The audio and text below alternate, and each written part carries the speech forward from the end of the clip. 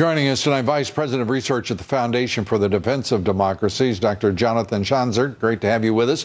And Michael Rubin, former Pentagon official, resident scholar at the American Enterprise Institute, author of the book Dancing with the Devil, The Perils of Engagement.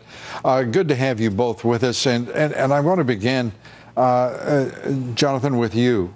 That is, the motivation here, whatever it may turn out to be, it is clear that the FBI, for the first time in my memory, has taken terrorism, a terrorist act on our soil, and said immediately they're going to investigate as terrorism. Were you surprised by that? Well, I was surprised by the speed, but I do think that it was the first thing that everybody thought of without question. As we heard earlier today from a former New York City police official, this is the new normal. And so it makes sense that this would be the first step for the FBI to take, rather than going at it from perhaps another angle and wasting a lot of time. Deploy all the tools that they have to treat this as a terrorism case and perhaps get to some reasons behind it perhaps a lot sooner. Michael, do you agree? I absolutely agree. For too long, we've been sacrificing our security upon the mantle of political correctness. But the biggest thing which has happened between the Fort Hood shooting and the shooting in Chattanooga is the rise of the Islamic State. We can no longer suggest that this form of extremist Islamism is an outlier. Now, we don't yet know the motivations in this case, but it seems that we're at the end of the beginning rather than the beginning of the end. Well, the Middle East, its role in radicalizing students, young people, in this case, looking at the possibility that Abdulaziz went to Jordan, then on to Yemen, where he was further trained or radicalized. I mean, there has been typically something of a tell on the part of social media.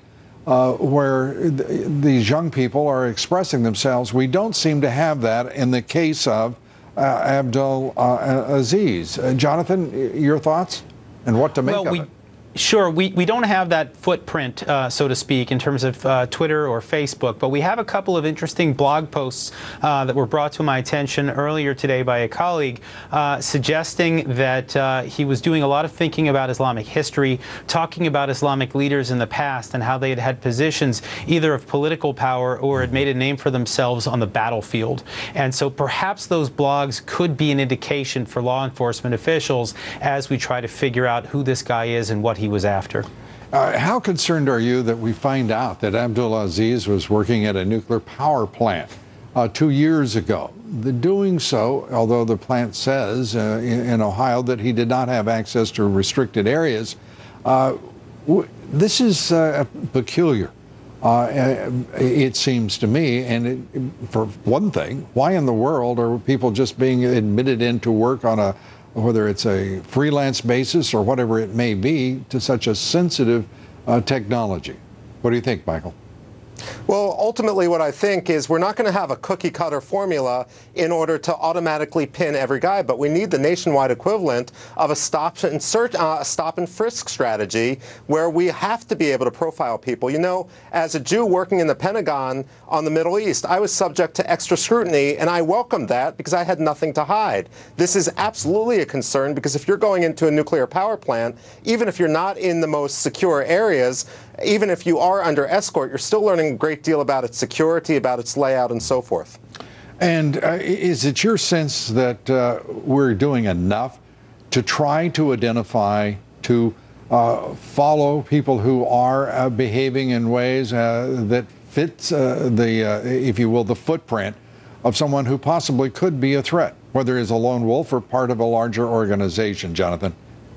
Well, look, I mean, I think what Michael said earlier is absolutely correct, that we have a culture of political correctness that I think is tripping up law enforcement. We have a sense of who we need to be looking at. Look, let's just be honest. Most of the terrorism that we're looking at does come from Muslims, but that doesn't mean that all Muslims are terrorists. We're looking at perhaps 10 or maybe 20% of the faith. The problem is that is still a huge number when we try to unpack this. And that's the challenge that law enforcement has. And I think, again, it's that political correctness that continues to create challenges for us.